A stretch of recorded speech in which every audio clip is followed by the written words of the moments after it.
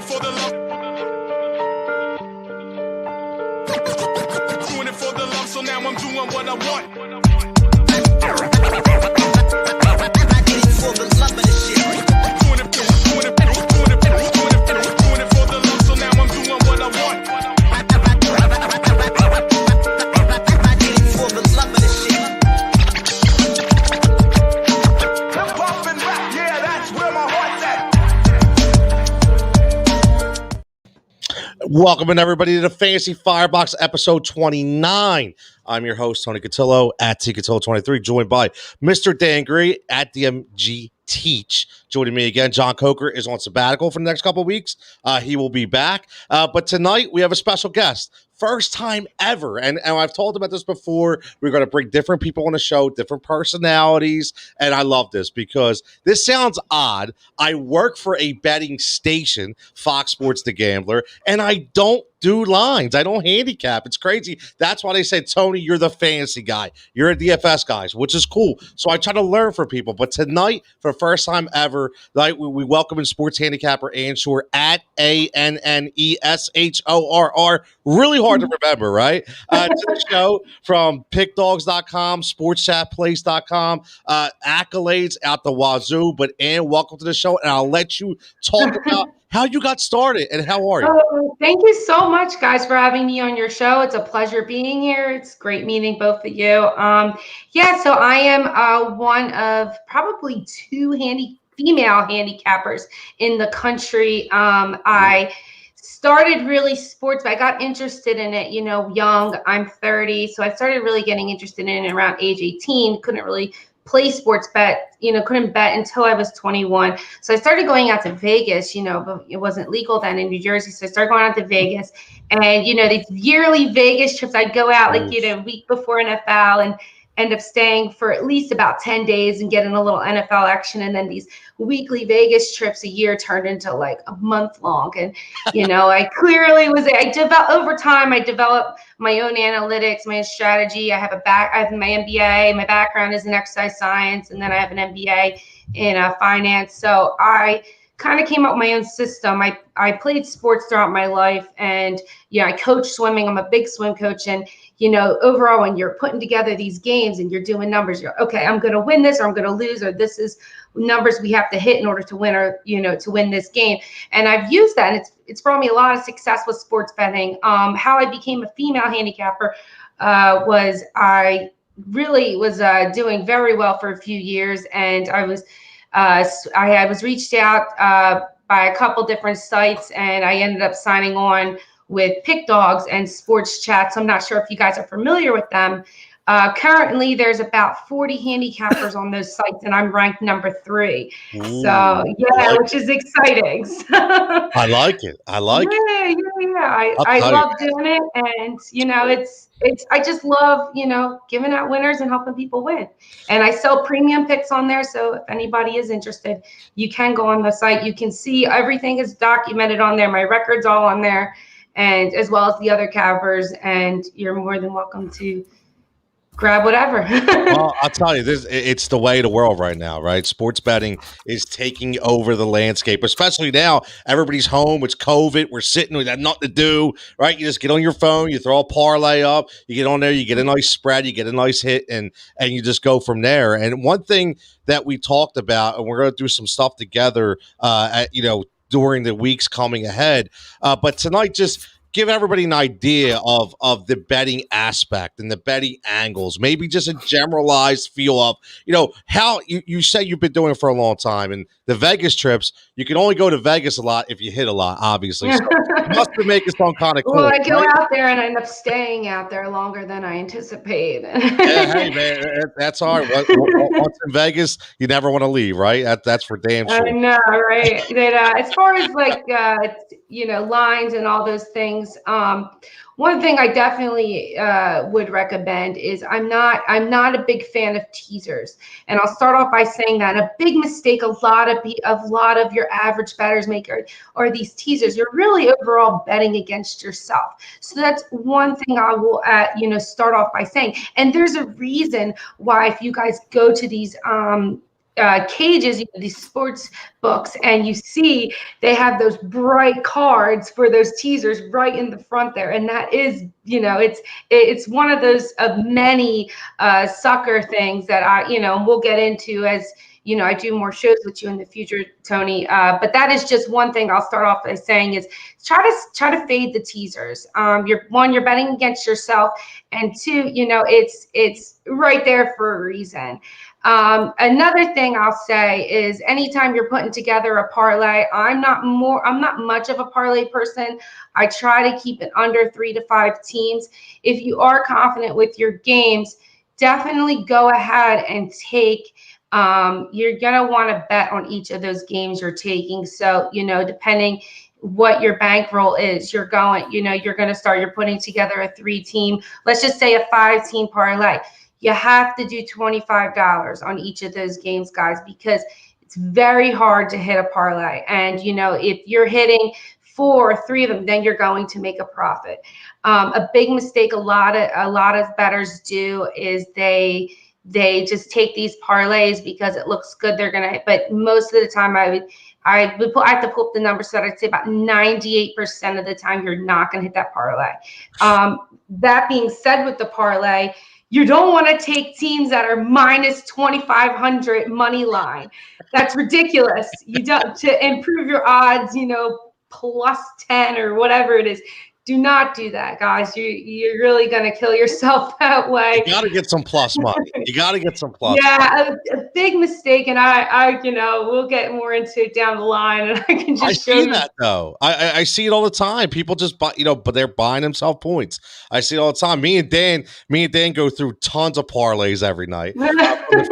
But from a fantasy realm, because it's like you get so addicted, especially with the alternate point totals. I know you're more of a lines person, and we get into more of the fantasy aspect. And the funny thing is, I mean, we've done pretty well. I look at a system where I probably do about 6 to 7 parlays a night and a couple single bets. So I kind of come out in the wash. If I don't hit on the parlays, the bets are kind of guaranteed. So at least I kind of break even a little bit. You know what I mean? Yeah, definitely. Yeah, but I'll tell you what, one thing, and Dan, I'll bring you in, we'll talk about the Super Bowl a little bit. We'll go right on the Super Bowl before we get into basketball later, because the Super Bowl was a big bust for all of us. We'll talk, Dan. We set a tremendous lineup. And I'll tell you what, we were close. If Ronald Jones doesn't get stuffed twice the goal line, right. Remember we talked about that. We needed a touchdown. So how'd you make it on the Super Bowl, Dan? I do a pretty pricey fantasy playoff league, and I've referenced it every week, and it's a suicide league. So every week you lose a player, you can't play them again. So I didn't do well, is the bottom line. And I was thinking, Tony could say, I told you so in a way, because I had a situation, do I play McCall Hardman or Antonio Brown? And I went Hardman because I went, if you had a crystal ball and saw that Brown would have 22. Man. I can say that now. So he had 22 yards. If I had a crystal ball and he had 22 yards, I'd stay away from him. Yeah. But yeah. So honestly, Kelsey, I played Gronk in my suicide pool, but I didn't have enough other players to carry the way. So I went from 3rd place to 5th place. So I went from 3rd to 6th place, and top 5 was in the money. So I just lost being in the money, but it was an odd Super Bowl, as you can attest. Other than Kelsey, no one really did anything for the Chiefs, and Gronk had a phenomenal game for Tampa Bay. It was just a defensive game. The under, wasn't it like 56, and the under it was 40. I think the total score. Yeah. So it wasn't the greatest Super Bowl in my opinion. I was expecting a high scoring affair. Both quarterbacks. I think Brady was a 295 over under for yardage. Mahomes was 325, and neither was close. I mean, I have a friend who does kind of like what you do, and he said jump on Mahomes rushing for 23 or more yards, and I think he had that in the first quarter. Yeah. Anyway, so that's how my perspective of the Super Bowl went. Yeah. It was just Honestly, Yeah, I didn't want to say that. It sucked, no, yeah. it did. It sucked. I mean, straight up. I mean, I was pissed because we were Ronald Jones. We were one touchdown away and a pass interference call from Mike Evans. If Mike Evans doesn't get tripped up, he scored a touchdown. He's laying out and he scored a touchdown. That was 12 points for us, Dan, and that would have been our lineup. I'm telling you, our lineup would have hit. But Ann, how did you do for the Super Bowl? I know we talked all fair. You had some couple premium plays on that game from a betting perspective. How did you do in Super Bowl 55? Yeah, I actually did very well. And again, that's all documented over at Pick Dogs and Sports Chat. One thing I talked many people out. I think there was a prop bet out there for like Brady, and you guys could correct me, for 0.5, was it rushing yards or something? And I said, you need to stay away from this. If it's too good to be true, this is not going to hit. And so I did talk a bunch of people off of that. And that's just one thing you guys have to kind of, when you're looking at those things. But I actually ended up having the under at the 56.5. And, because everybody, whenever Mahomes gets the ball, he's always making a touchdown. And I said, he's not going to get more than 2. But I was shocked he didn't get any. And, it's just, another thing to look at, I really wanted to take the Chiefs. And I spoke to so many different cappers and people who know the game that don't cap, but many people struggled with this game. And so I stayed away from the spread and, from the money line. And you'll learn over time, I'm more of a totals person. I went and took the total and I took the under. And again, it's just mostly because everybody was expecting Mahomes to win, to score these touchdowns. And what people don't understand is the Bucs defense is underestimated. And again, your general public's thinking, oh, they beat Brady before this year. They're going to do it again. And that's not the case. That's exactly what Vegas wants you to think. And so I stuck with the under, and obviously, we were in my house. We were rooting for the Chiefs, but I started to type up a premium for the Chiefs, and I talked myself. I said, no, stick with what you know. And and I was hoping, but I would have beat myself up if they did cover. And that's what happens. We always, those last minute decisions, I say that are the ones that always burn us all the time, right? Yeah. But you make a good point about the defense, because I said this all along, a week before the game, it was kind of odd. Everything was leaning towards the Chiefs, but sometimes it's too good to be true. And you start thinking about it. And that defense with Devin White, I know they lost Quan Alexander, but Levante David, and Dominican Sue, Jason Pierre-Paul. I mean, unbelievable defense. Todd Bowles had a masterful game plan. He really did. And I would have not expected that. I always said don't trust, going against Tom Brady. He is the GOAT, right? Right? It's hard to go against Tom. But the thing was, too many things leading up to that game just made you feel a little uneasy. And then when I think it was the national perspective was like 75% Tampa, I was like, whoa. Okay, what's going on here? All of a sudden now, everybody's riding that Tampa train. So they always say, what's the line's telling you? What's the spread's telling you? And Tampa was 100% the team to roll with, 100%. But, I mean, Super Bowl's over now, and now we get to look towards basketball. And I know one thing you do, which, we talked about this, is you do some college basketball, too. And I have to be honest with you. I've been out of touch with the NCAA game since John Chaney and John Calipari, okay? So, I watched March Madness, even though last year there was really no March Madness, so to speak. But, I go back to the Dean Smith days and the Roy Williams and coaches with UNC and Kansas. But nowadays, I'm kind of not invested in it. But as a capper standpoint, what would you say, before we get into any, your pick, would NBA versus NCAA, what would you say is more difficult to balance out? Great question. This is such a good one. And I would definitely probably lean towards NBA. Wow. And it's definitely one of the harder sports to bet on compared to college, because the thing is with college is you have all these different teams. You got, the Big East, which we'll talk about later, and you got Mountain West, and you can look at the rankings and the ACC, and you can see if a team in a higher ranking is playing a really bad team and a lower ranking, that it's gonna tell the story a little bit for you. Whereas NBA, you have 2 or 3 amazing players, and you could have a score, and we'll take the Sixers for instance last night, and like they could be getting their butt kicked and come back and win in the second half.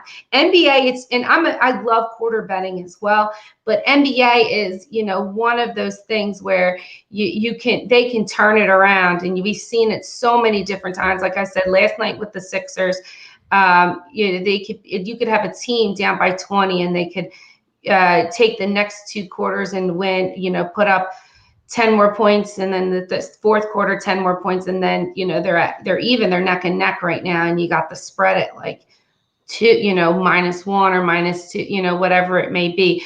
But definitely NBA is a little bit more difficult. It's definitely proven that it is the hardest sport to bet on for the public. So I would definitely go with NBA on that one. It's funny you say that because when I'm doing the show, the first thing I said, my first opening line to the script says the NBA fantasy game is not for everyone. Quite frankly, it is one of the hardest sports to hit, right?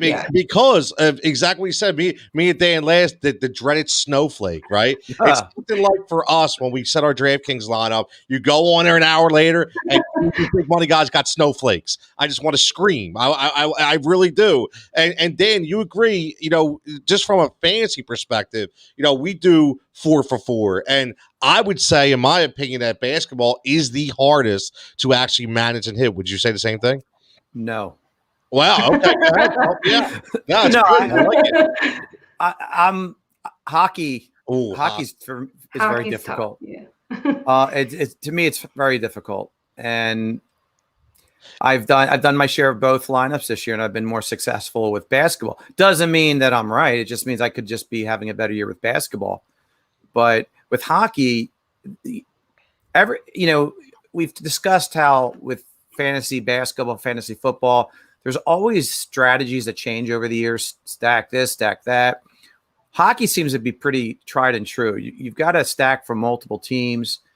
And then if you don't have like a McDavid or Draisaitl, who are really elite players for Edmonton, then and you put them in your lineup, then your pickings are really slim. Then you got to go like second line players from middling teams. It's just hard without getting too into it. But the funny thing is, I don't even know who those players are. You just But and can I ask you a question if you don't mind? Yes. So obviously, no human being is a complete savant with every single sporting team in the world. So, like, if someone said to you, "What's your feel on Texas Tech, West Virginia basketball today?" How do you go about analyzing the game if those aren't teams that you really follow per se? Yeah, so the thing is with those games, I really look at a lot of how they're doing, each team how they're doing against the spread. West Virginia, they've been hot lately against the spread. I would have to pull up the numbers and look at everything right now, but overall, like with that game, Texas Tech and West Virginia, that one is like you gotta. Do you know what the line movement is on, or the line was for that one? By any chance? So I know they played Did they play yesterday? Was it? They had I think they had played. Was it yesterday? There was a game. Who West Virginia play? It was like 82-74, I believe. Both 14 against 7 ranked team. And the line opened up at and Texas Tech, I think, is ranked higher than West Virginia right now. But the line had opened up like -4. It was under 10, maybe even under 6 or 7. And you got to look like, why is this team only, why West Virginia is only getting, 5 or 6 points? That doesn't make any sense. And, I believe they won last night. So it's just, you got to look at things like that. And that's always, you got to look at the flags. But one thing is for those type of games, if I don't know this, I just capped a game for somebody for Creighton. It's like, I don't know this school that well. Exactly, like Creighton. And it's like, you look at these games and, you're not going to know every single player, but, you got to look at how have they been doing recently it's all about flipping a coin. So your heads or tails. And when you flip that coin, have you been getting more, in the last 10 flips? Has it been more heads? So that's just one thing I'll do that kind of gives me towards lean on a team. Yeah, last night was 82-71. Okay. West Virginia. I was just looking it up. Yeah, they did. I know they were definitely the underdogs for that game, and Yep. and you got to look and see That's where it. the public's on as well. And I'm sure most of the public was probably on Texas. And you can't underestimate West Virginia. Their coach is incredible, and they are a great cover team. So I had leaned towards West Virginia last night, and they're usually pretty good. They as underdogs. I could probably pull up something a crazy number on them. They are great as underdogs. Well, it's funny because you can look at, as fantasy players, you look towards the numbers and the handicapper, so to speak, to see. Because for me, if there's an over and under at 239 or 240, I'm thinking, all right, I want players in that game because that line's telling me there's going to be a ton of points scored in that game. So again, they do go hand in hand. We work off each other, which is great. But we're going to get to, we talked about giving out a free pick. Again, you see it on the screen right there, pickdogs.com, sportschatplace.com. She offers premium picks. She has, listen, she's very credible. For everybody out there, like she said, her record speaks for itself. Only 2 female handicappers in the country, right? There's actually, so technically there's 2. I forget the woman's name. I think Kelly something. The one thing that differentiates me from her is she's got 35,000 followers on Twitter, where I just made a Twitter 2 weeks ago. Yeah. So you guys, I will be giving out more free picks on my Twitter. I'm kind of waiting for more followers. So just to encourage you to go on and follow me on Twitter so I can give out more picks. But what really separates me from her is she doesn't sell premium picks. She doesn't have a documented record, where I actually am with a legitimate site. I sell premium picks and I have a documented, you can see my record, from when I first started. It's all listed on both sites. And like I said, there's around 35 to 40 cappers, and I'm ranked number 3. And Analytics. Analytics is huge, man. Analytics is huge. It really is. And it's a pleasure having you here. I'm so looking forward to, the future and having you back on and doing some things, from week to week. And once you get this following up, thank God Tori got you to make that Twitter account. Okay. She did. She said, you need to get on there. Yeah. I'm going to make I am just not into big social media. I have Facebook, but I am going to make an Instagram as well. And I am in the process of starting my own YouTube channel. So that'll be, That's what I'm talking about. It's just been too many, fans and people emailing me. They're like, you really need to do this. And I said, I have to buckle down, especially, with the pandemic right now. We're all kind of home, bouncing around doing nothing. So I kind of need to start doing something. And the best part is just so everybody out there listening and tuning in knows we did not coordinate this. Okay. Anna's wearing a Phillies hat. I'm wearing a Phillies sweatshirt. Before you see the red. Dan's got a red shirt on. We're all wearing red here. There we go. Well, a beach shirt going on. This wasn't funny. So you get extra credit just for wearing a Phillies hat. But for everybody out there listening right now, because it's almost game time, I know you threw a pick out there for Pick Dogs today or with Tony T on the drive-through. So let me know, what can you give the audience out there tonight? Yeah, so I figured I would start it off easy, and just take one of our home favorite teams here, and that's Villanova, and they're at -11. And it's crazy about this game is, one thing I do love about this game is they're up against Marquette, and Marquette, the public is leaning towards Marquette more. And the reason is they just lost to Creighton by 3 points, and Creighton's ranked. They also lost to St. John's in overtime, and whereas Villanova had an embarrassing loss against them. But you have to look at it this way. Villanova, since that loss, they took it, they owned up to it, and they've come out and they've played so much better. They just defeated Georgetown the other night, 84-74. And overall they have been playing very well this year. They're ranked number 1 in the Big East, and you have Marquette, who's ranked 9 in the Big East. So right there, when you have this big difference in the ranking, as you go down the ranking, you kind of want to add about 2 points. So you figure 9-1, it's 8. So you're looking at, I really think Villanova is going to come out and win this game by 15. Now, the last time they played each other, Villanova beat them by 17 points. Overall, Villanova has a perfect record at home this year, and they're ranked in the top 50. They put up 77, almost 78 points per game. They're 44th in 3-point scoring, whereas you have Marquette. They're 0-4 against the spread in their last 4 road games, and they're on the road tonight. They're 1-7 in their last 8 road games versus a team with a winning record. And those are a couple things that stood out to me. And, like I said, Villanova has already beat them. And if you look at the history of when these teams have played each other, Villanova's 26-12 in all-time 38 head-to-head matches against Marquette. Villanova's 7-3 straight up ATS in the last 10 games against Marquette. And Marquette, it's just you can't rely on them at all to get the job to cover. They are not a cover team. Villanova, they've shook off that loss against St. John's, and they're going to definitely come out tonight and really blow them out. So I'm really liking this game. I'm not usually one as, I always have a rule. I say I never take the home teams, but I am definitely on the home team tonight. And coincidentally, I ended up at Villanova campus today to visit somebody. So nice. I was really I love the energy. Yeah, so I was like, you know what, this is like how we're all wearing red today. It's it's not a coincidence. I like it. That's ballsy. You're going home team and double-digit spread. Why not? Let's open this up with a big win tonight. Do you like the over or under in that game?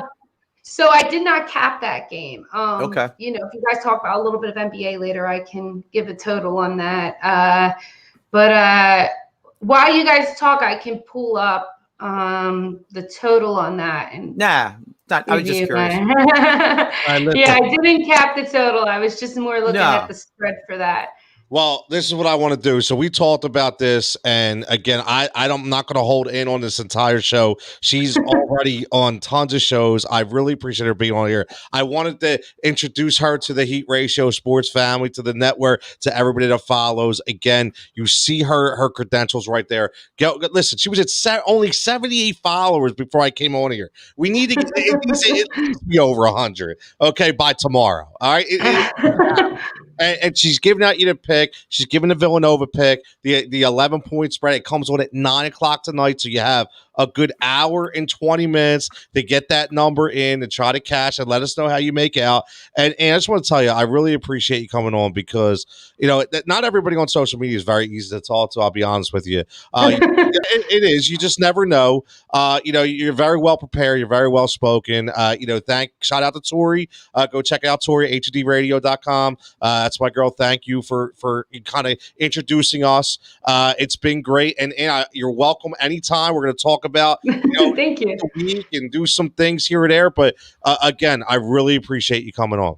Thank you so much, Tony and Dan. I really appreciate you having me. And one thing I'll say about Tori is, this girl, she knows her stuff, and she is unbelievable. And that is one girl to definitely follow and stand behind. And I hope, and I told her, I said, I want to get you into handicapping definitely down the line. I think that. Yeah, she was telling me the same thing. Yeah, I think she would be great at it. And again, she's one of those people that takes these 5-6 team parlays and just misses one by one team. And I'm like, girl, if you were capping if you did all these games in your premium, you would have a huge winning record for that. I know. It's funny because we'll go back and forth now. I'm like, man, just by one leg. We miss by one leg all the time. Yeah. Again, if you want to follow her, check her out at Tori_Philly4, the number 4 at Tori_Philly4. But yeah, she did talk about trying to get into that. So maybe you guys get some kind of a tag team going on pretty soon. You know what I mean? Yeah, she's wonderful. Yeah, definitely. I told her, I said, I'll be more than happy to give you some knowledge and teach you how I do things. And help her out. So That's she's a awesome. good person. So. That's what she is. She really is. Yeah. So what we'll do is later on, when we'll post on social media, we'll put the pick up there so everybody's there. But again, Ian, thank you very much. I appreciate no it. problem. My pleasure. Relax now and enjoy your games and your winnings that come back to you. We'll touch base later on, and we'll talk about next week.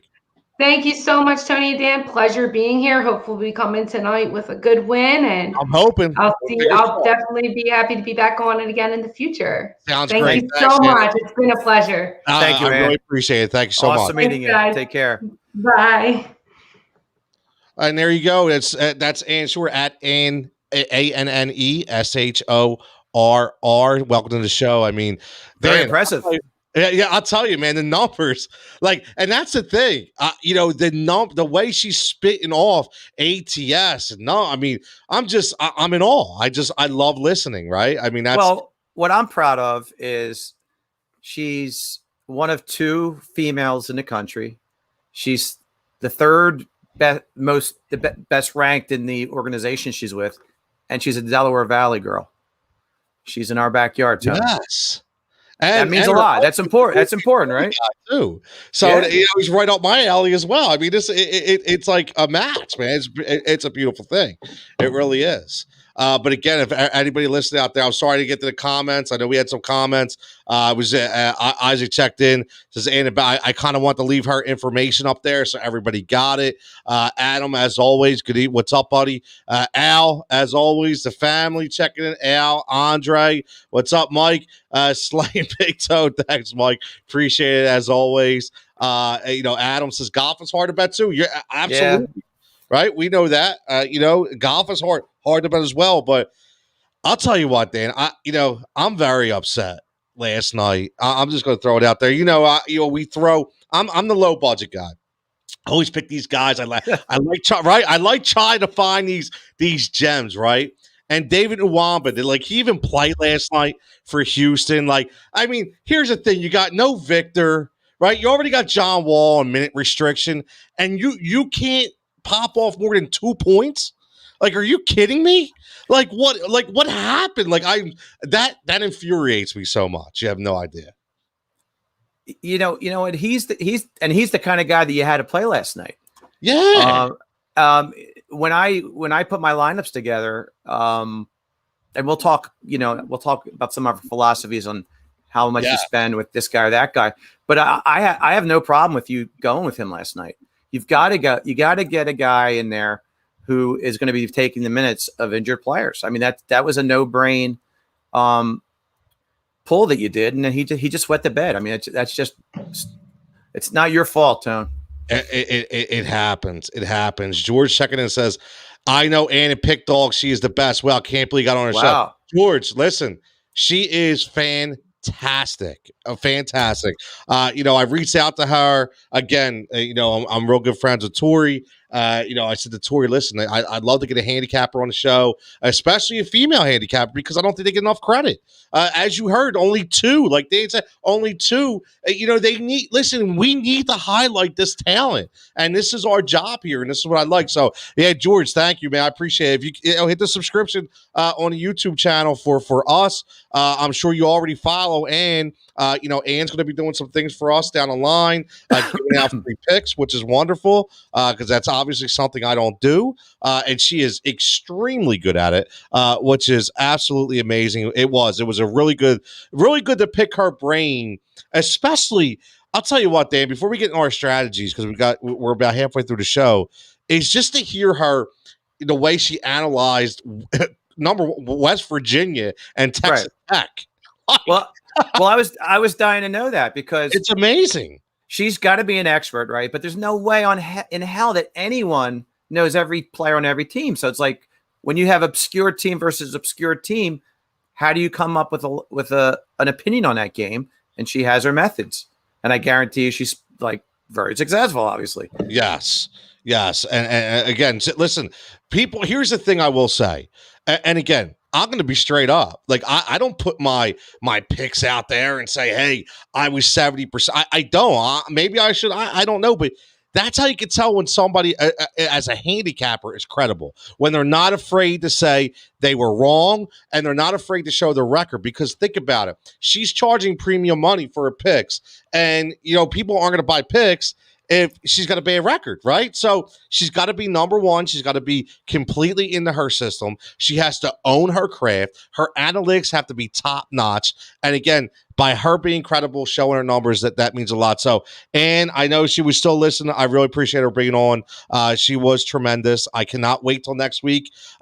She's not a fantasy of mine. She doesn't get into fantasy, which is fine, which is great because, like I said, we play off each other, which is wonderful. She's going to be getting her own YouTube channel and stuff going, so it'll be cool. But we'll have her on as a guest, and I'm going to give her the keys to whatever she would like to do because she is fantastic. So it's completely up to her. But then we talked about strategies, and it's funny that she mentioned about the NBA being the hard, and I wanted to ask her that because I was curious. And it's funny because we were thinking along the same lines, and we didn't even talk before the show, except for about 30 seconds because she was so busy today. And we were kind of on the same page with the NBA being so hard. I've gone through a streak where I didn't hit for like 5 nights in a row, and then I hit 3 nights in a row. And it's like, and with the same players, I'm hitting the guys that didn't hit for me 5 days ago. They hit for me 3 days down the line. It's unbelievable. So I wanted to get into some strategies because I think that's always fun because everybody always says to me, how do you just throw guys out there? And no, I don't do that. Obviously you could go, and obviously you can pick your studs and hope that they produce, but you have to get those low budget guys. We talked about that all the time, but let's just say this. I will say, number one, I wrote some things down, and they're kind of like talking points because it's stuff that I look at. So I want to get your opinion on it. We could piggyback on both of us and see where we wind up. Number one for me is never go with your first lineup, and why you should always tinker. So what I do, and I want to pick your brain a little bit to see, if you're kind of on the same wavelength here, is I put a lineup in right away. I just go, and I don't even do any research at first. I put a lineup in, guys I like, and boom. And then what I do is I start doing my research. Then I come back to that lineup. I'm like, okay, no, I don't like this guy. I don't like that guy. Let me take this out.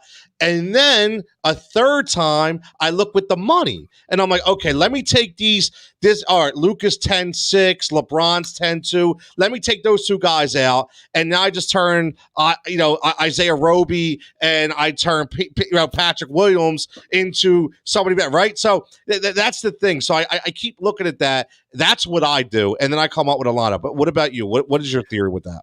I guess maybe the opposite. I do research. I try to find the sites that I'm really relying on, and I see that okay, this team is hamstrung with injury, COVID, back to back. So and so probably is going to have a minute limitation, and then I'll take notes of the players that are recommended that are going to get more minutes than they usually get. So they're my value guys right off the jump. So now I'm kind of, I have a mental framework of who my plugins are going to be able to afford maybe 2 high tier players, if that makes sense. Yeah. So that's kind of how I approach it. I do my research and I look for injuries. Like for example, I'll I don't think it's a big secret.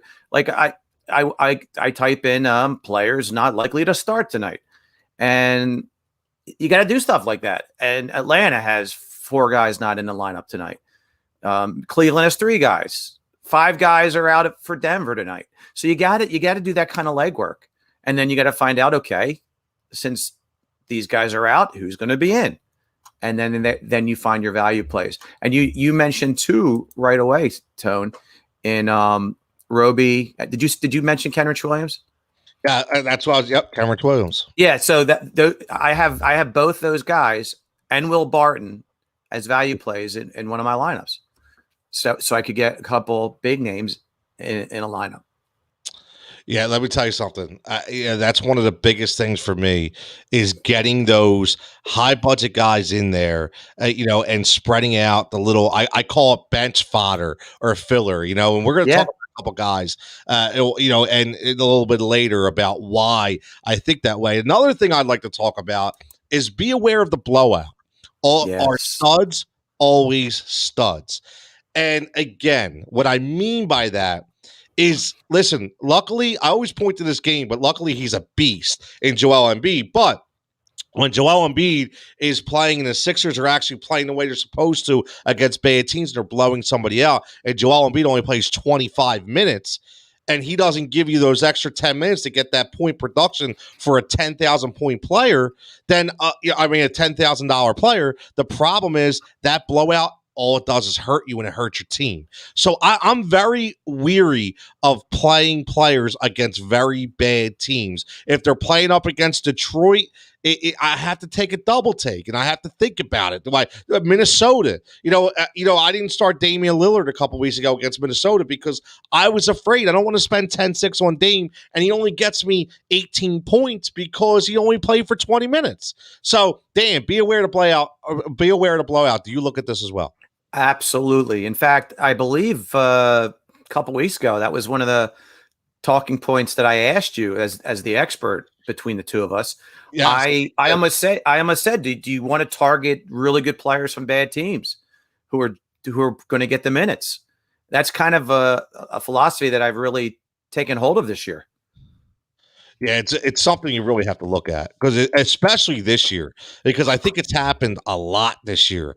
It's really burned some people. So listen, I look for the game that looks like it's going to be the most points scored, and I look to people like Ann, again, who are on the show, because when they handicap those games and they put those over and unders out, if they're a big number, that's absolutely the players that I want. Last night, I thought that game was going to be a pretty high-scoring game, and I threw out there a Ben Simmons, Danny Green, and Furkan Korkmaz kind of sneaky three play. Almost added Seth Curry in there as well, and I should have, because he had 22 points. But I also started Buddy Hield on the other side, and De'Aaron Fox, because I knew that game. That's right. So that's 5 players out of your lineup from one game.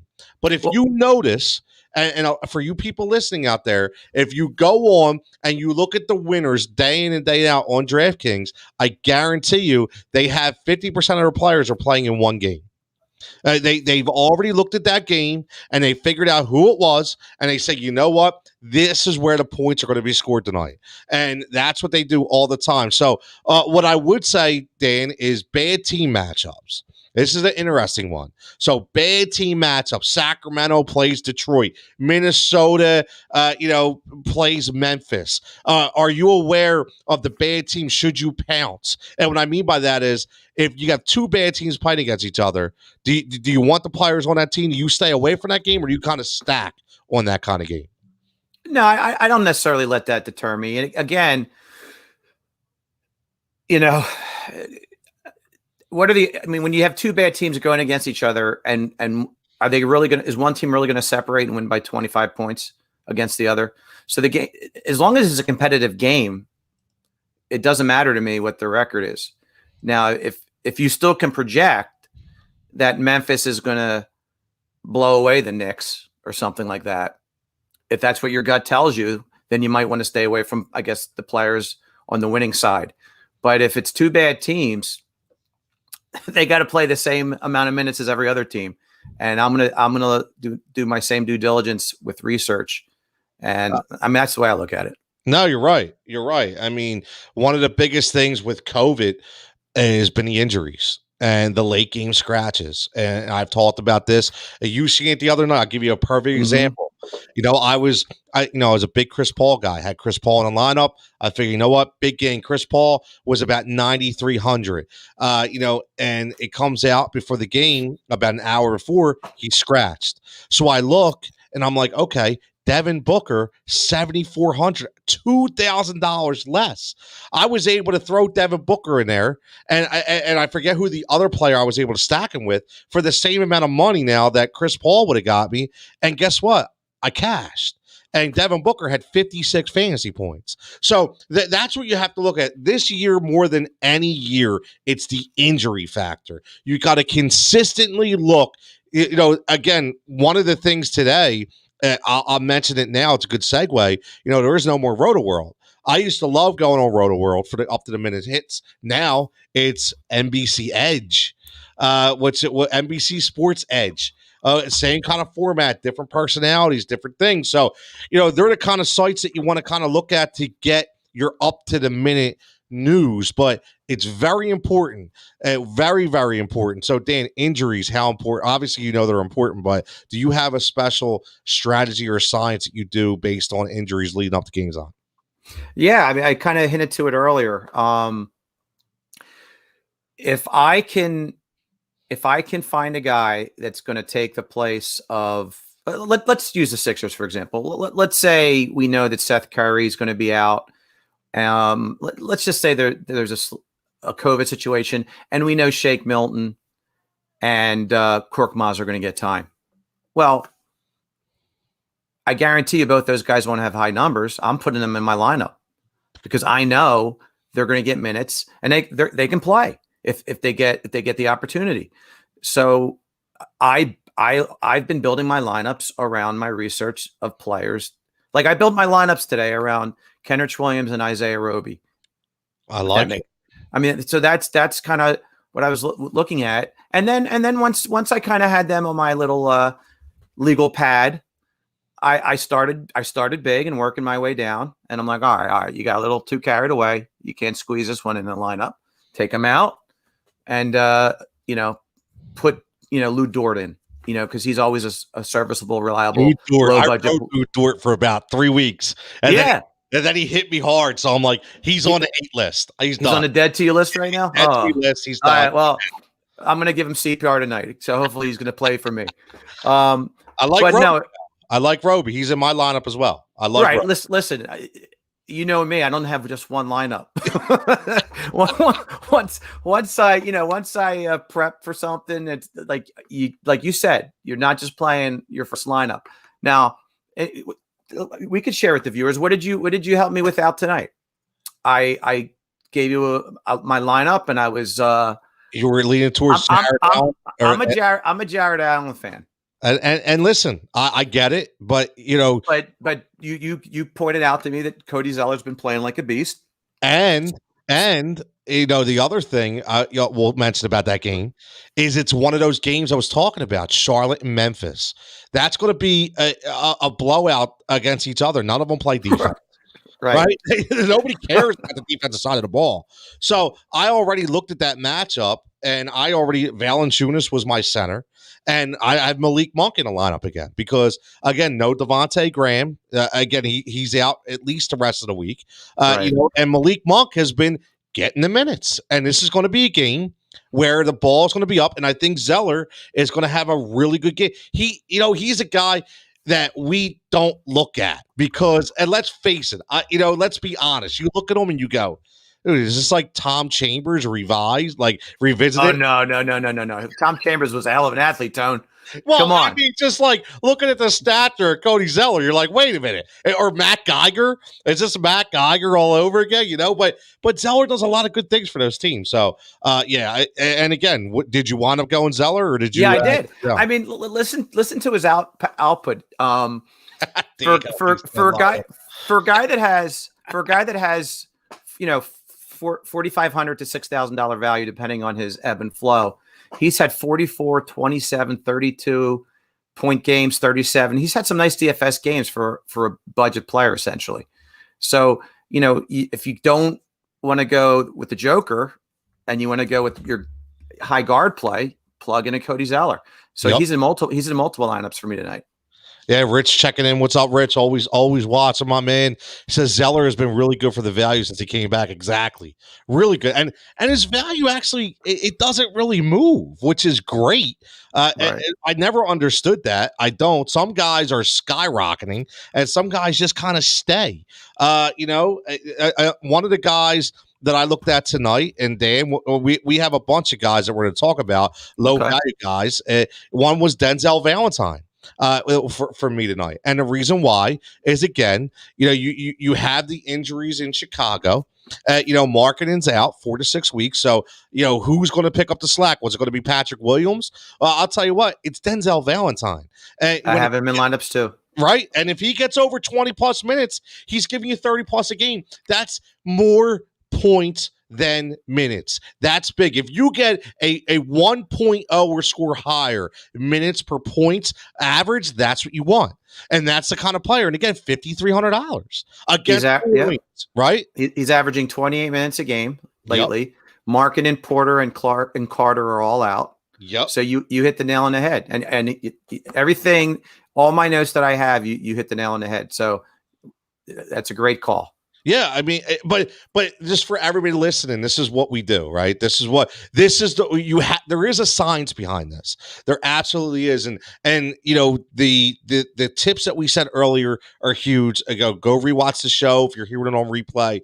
Check out Anshore, the sports handicapper we had on. You hear her picks in the betting perspective, and then halfway through the show, now we're going to give you the fantasy perspective. We went through some tips. Now we're going to go through some players, and again, we mentioned Denzel Valentine. We mentioned Cody Zeller. We mentioned Isaiah Roby. There's some players to me that I've picked out that I will get to in a minute because I forgot one point. I want to ask you this because this is a really good one. Now that I remember, stacking a stud with 2 rotational guys in a good matchup. Now, what I mean by that is stack a stud.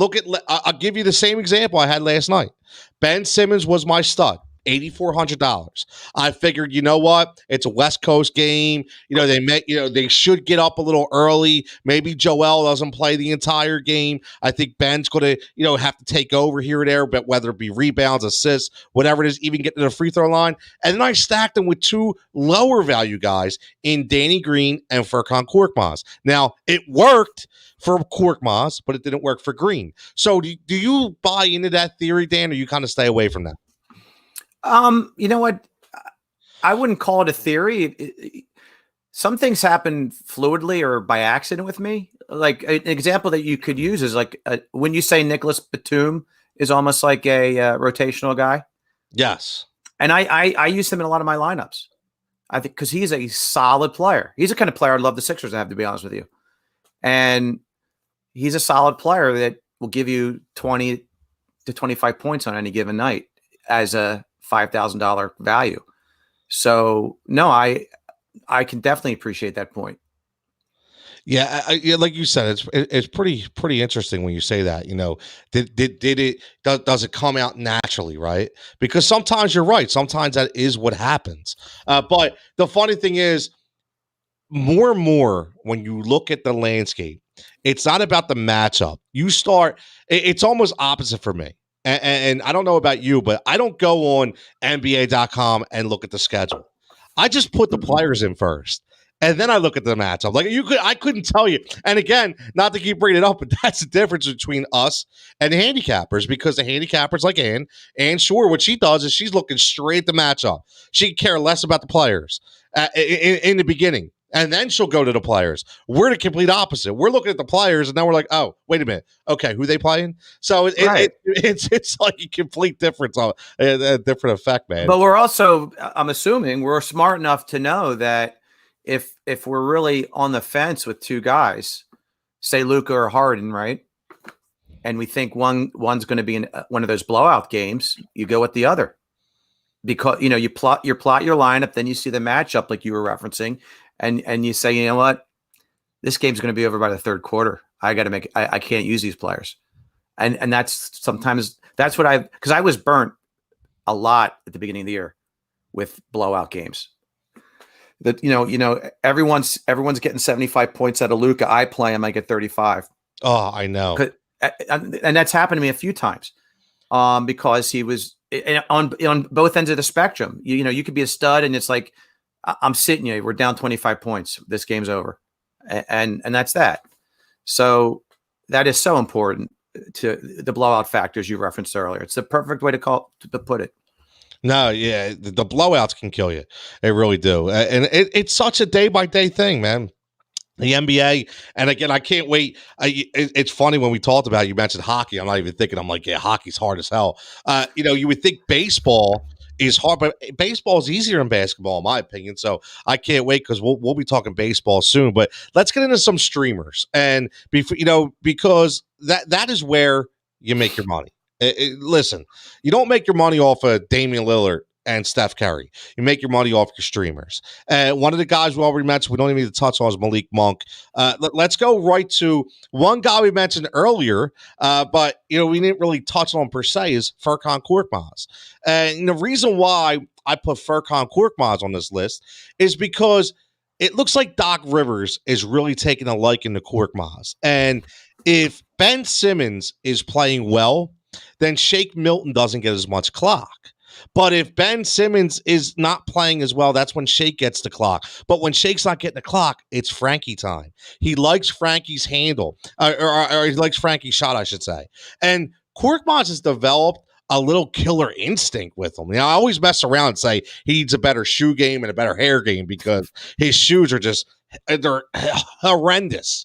Okay, they really are. Like, I'm a big sneaker guy. I look at him, and Jamar can attest to that. I look at his shoes. Jamar, yeah, right. Jamar's a shoe guy. I look at his shoes, Frankie's, and I'm like, oh, Frank, you got to up the game a little bit, bro. You really do. But speaking as a streamer, and again, last night he had 12 points in the first half, and you're only paying $3,500 to $3,900 for this guy.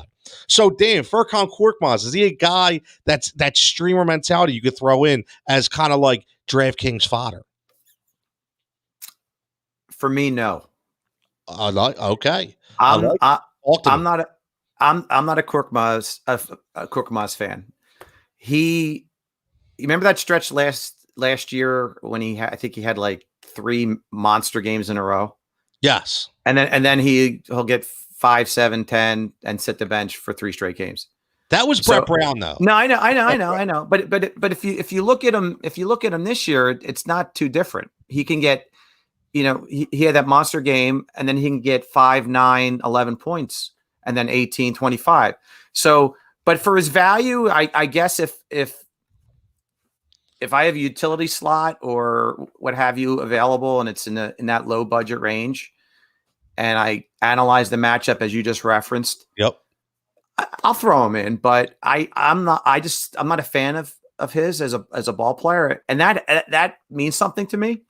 I have to like your game to some extent to want to play you. I can't. You can't let that get into your head, man. You know what I mean? This is a numbers game. No, with hair like that and sneakers like that and consistency like that, yes, I can. No, I'm kidding, but yeah, he doesn't. He just doesn't do it for me. I have to. No, he has to develop trust with me, and it's not there yet. I do think you're spot on with the Milton Korkmaz flow of the game scenario. That's a brilliant point.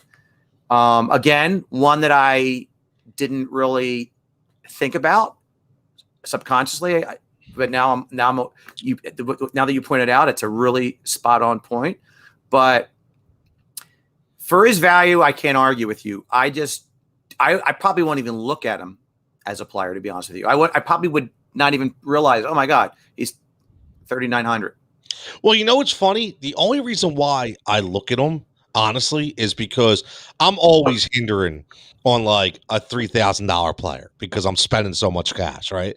Yeah. So I always get down there and I always see Danny Green listed above Korkmaz, and I'm thinking, why? Like, for me, Danny Green is your Korkmaz. Like, the way you feel about Korkmaz, the way I feel about Danny Green. It's like, I hate Danny Green. I played him last night because I needed to with that number. But I was Danny Green. I was Danny Green growing up. Be careful. I switched to Dan as a teenager. Weird, right? I switched to Dan as a teenager. Just be careful. But Danny Green sometimes has Dan Green looking legs on the court, doesn't he? I'll tell you, like they're lead legs. He's no longer 3-and-D, is he? No, not at all. And that's what brings me to Korkmaz, man. That's what brings me to Korkmaz. So, listen. Let's not talk about defense with Korkmaz either. No. But we threw one down last night, by the way. Yeah, he threw one down. I love the point you made about his attitude. He definitely listen. He has some pep in his step. He kind of was screwed a little bit. I mean, Brett Brown screwed a lot of people over the years, but I think he's got some pep in his step, and you can clearly see it. And that means a lot to me. Like if he starts getting into a rhythm and I see something, I'll be all franked up. Yeah. But right now, not yet. Oh, I love it. All franked up. I love that. That's tremendous. So let me bring up one guy because Me and you were going back and forth with this. And another Frank, maybe? Yeah, another Frank. I like this. Frank Kaminsky. And I remember, again, these are names that when you first hear them, like when I texted today Frank Kaminsky, it's like, why?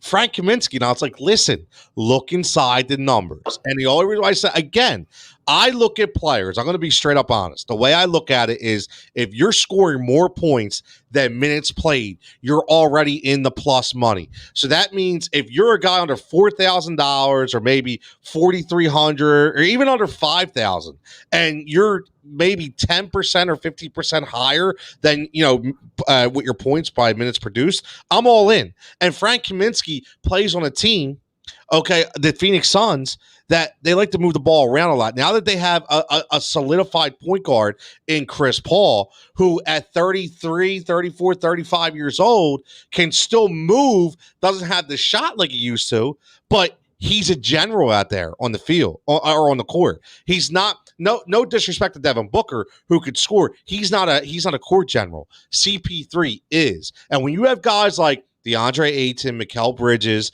you're going to have a spot for Frank Kaminsky to come off at sometimes the sixth man off the bench. So for me, in certain matchups, he is a tremendous streaming option. And I think, Dan, I may have opened your eyes up a little bit to him. Right? Well, no, you did. Well, here's the mind of Dan Green, and everyone should back away from their computer because it could be dangerous right now. The mind. Yeah. I love it. So, I'll go Mason Plumlee before I'll go Frank Kaminsky, right? They could be around the same value at times. I see that. And I'll see Frank Kaminsky, and I won't even delve into him. I won't even click the blue line where you open up his stats. I just certain guys I just move past, and he was a move past guy for me. Don't ask me why. And when you referenced Frank Kaminsky, I'm like, what's Tone smoking? So I did some research at Tone. Listen, in the past 6 games, he's had a 44-point night, and he's been averaging 22 to 25 for 5 straight games, and that's value for him. The guy and his value and the show that you're onto something. He's grown from $3,000 value. Talk about value back in the day. Now he's up to 4,800. Excuse me, 4,800. So they're noticing that his performance is getting better. So other people apparently clicked on blue, just not me. Listen, it happens. And again, though, I'm nuts. I read way too much sometimes. Sometimes I psych myself out of things. It just happens. But this is what I look at because I want to ask you this. We kind of got into this the last show, but I know we talked about the $10,000 guy, but the reason why I'm a sucker for these streaming options is because I like a big 4. I am a big 4 guy. I used to be a big 3 guy, but now I'm a big 4. I want a big 4. So and again, they might not necessarily be the big 4 you're thinking of when I say it, but I'll give you an example. Tonight, my big 4, I started Colin Sexton. For me, he's hitting 40 points tonight, and that's fantasy points, on DraftKings. Chris Middleton has been as consistent as possible. He's so undervalued tonight, I was shocked. At 7,900, he just scored 63 points, and he's consistently above 40. He's averaging 40. Against Phoenix, that's going to be a lot of points scored in that game. Zion, 8,100, his line barely even moves, and he's always 40 points. And Valanciunas at 7,400, who's scoring 35 to 40 points. So there's my big 4. And I say that because I spent 74, 79, 81, and 7. So right there off the bat, right, I'm spending 30 grand. So I have about $20,000 to play with, and I still have 1, 2, 3, 4 positions I have to fill. Okay, and tonight it was a Denzel Valentine, it was an Isaiah Roby, it was a Malik Monk, and it was who else did I start? Kevin Huerter from Atlanta. I started Kevin Huerter because DeAndre Hunter's out 4 to 6 weeks. Who's going to get the minutes? Kevin Huerter, 36 minutes last game, scored 30 points in DraftKings. Last 10 days, he's averaging 32. And he was 5,600, and Atlanta Dallas should be a shootout. So that's my logic all the time. And listen, it's not always right. We're never always right. All right. But the funny thing is, I'll ask you this, Dan, before you get into a player, because this is really interesting. Did you ever open up the score and you're like, oh, wow, Isaiah Roby scored 28 DraftKings points. You open up his DraftKings scenario and he scored 2 points. And you're like 2 physical points. Like, wait a minute, how the hell did he get 28 points? Well, yeah. It's crazy because you wouldn't believe it. You really wouldn't believe it. You really wouldn't. I'm drawing a blank. I'm looking over my lineups, and it's funny. I tried like hell to give myself a big 4, and I couldn't do it. I got a couple 3s, but I could not get a big 4. So good for you. Well, here's the thing, though. Some people may not. And again, you included. I mean, some people may not think Valanciunas and Colin Sexton are studs, but for me, for tonight, for their number and their value, to me, I'll give you an idea. My big 4, the way I classify that is any guy who's averaging over 35 plus in the fantasy perspective. I like to look at 40, but that's good. That's good. So now you could go a big 3 and then, like just say Luka Doncic. I want to start Luka Doncic tonight. He's almost 11,000. He's averaging 56, but it's really hard for me. So look at this real fast. 56 average for Luka. And let's just look at Middleton, who's averaging 41. So Middleton is $2,000 or actually $3,000 less than Luka. You're paying up on average $3,000 for 16 points. So in my opinion, I could take that $3,000 and I could turn that into 25 with guys like Isaiah Roby. And, right. And so that's where my logic goes when I do these things. I'm just not all giggles and shit. Right. I do actually have some premise behind my analytics here, but that's the way I look at it. So again, everybody might not have a big 4. They might think it's a big 3, but for me, I like the big 4. All right. So tell me if this is a big 4. I was able to squeeze Kyle Lowry, Siakam, Sabonis, and John Morant in the lineup. Yes. Yes. And Brogdon. Yeah. And Brogdon. And that's, what's funny? I looked at Brogdon. I like Brogdon. He's on the dead list. I'll have to be honest with you, but I had to put him in. That's a really good lineup, though. That's a really good lineup. But my trade-offs are Burke and Okoro and DeAndre Jordan. Yeah, but you know what? DeAndre Jordan is a steady 20, 25 points. Right now he is, because he's the only big man they have, really. Exactly. So he's going to get you the boards and the block shots. But no, and another one of my lineups, because of you, I have a Kaminsky lineup. So you just said you have a Kaminsky lineup. Isn't there a show called the Kaminsky Project or something like that on cable? But I have Doncic and Harden in that lineup. Dort, Kaminsky, Harrell, Williams, Roby, and Barton. Barton's an interesting pick too. Because that Denver game is going to be high scoring, I think. Yep. And he's been doing well. He's been averaging, in the upper 20s upper 20s the past few games.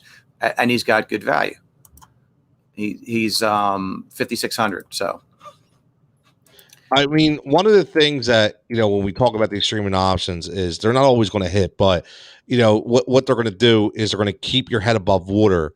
When maybe just hypothetically that guy, like you mentioned, Malcolm Brogdon, I think he's averaging like 34 points per game. Maybe he only gives you a 25. He gives you that snowflake. Well, you would hope that maybe that Isaiah Roby, who you only paid 3,500 for, instead of 18 average, gets you 30, and then you kind of make it up as a wash. So let me ask you a couple more guys before we get out of here, because I love these streaming guys.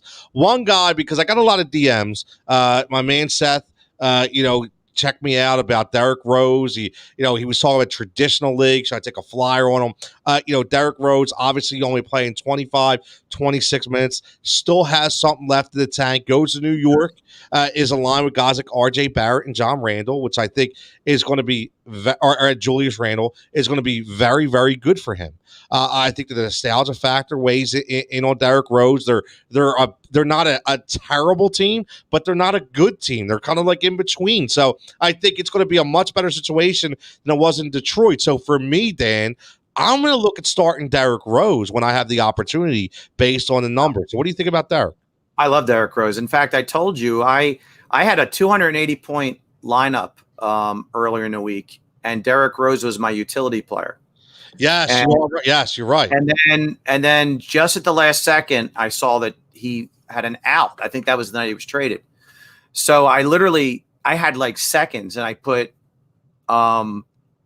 Blake Griffin in because they were like the same value, and it was a late game. So, and then Blake Griffin had an out symbol once the game started.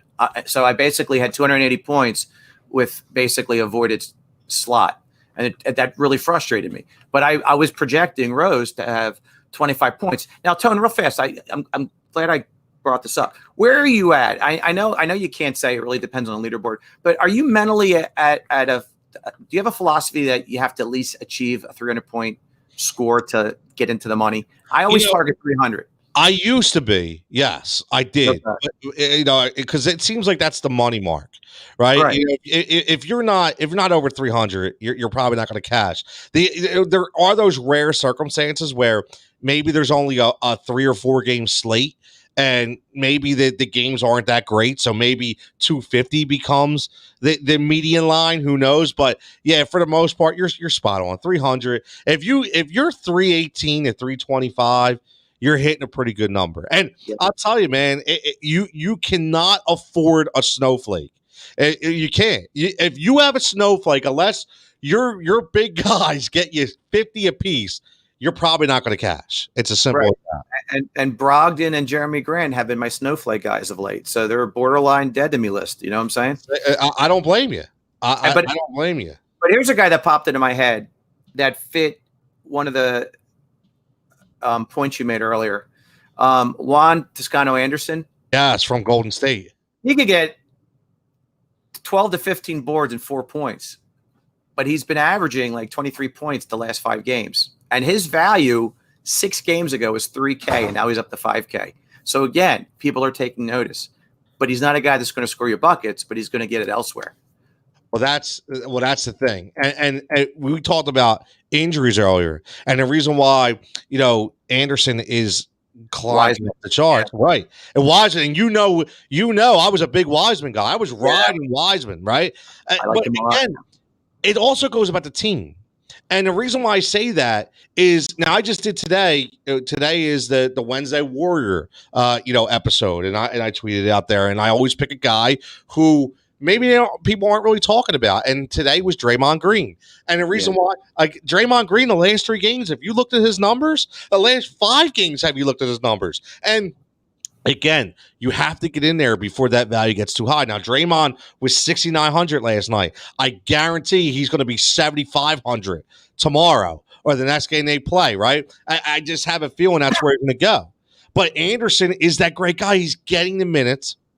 They've fallen out of favor with Damian Lee. Now that Wiseman's out, this is all Anderson, and he's been really good, Dan. He's been really good. And the more Steph Curry continues to excel and show that he's we talked about it last night. I mean, honestly, greatest shooter of all time, 100%. And he just takes the onus off of everybody else on that team and opens up guys like Anderson all day. Yeah, and Anderson he's a 6'6" power forward, and Draymond Green's a 6'7" center right now. So they're playing small ball for sure. And the thing about Draymond is that he is actually eligible in 2 positions. You can fit him into the power forward and the center spot. Now, that's, before we get out of here, I think that's one very interesting thing we didn't touch on. When we talk about tinkering with your lineup, if you're not careful, what can happen is, and it happens to me all the time, because I'm not looking at position, I'm looking at players, and all of a sudden, like, I can't throw him in because the player's filled. And you're like, wait a minute. Well, Damian Lillard can be classified as a point guard or a shooting guard.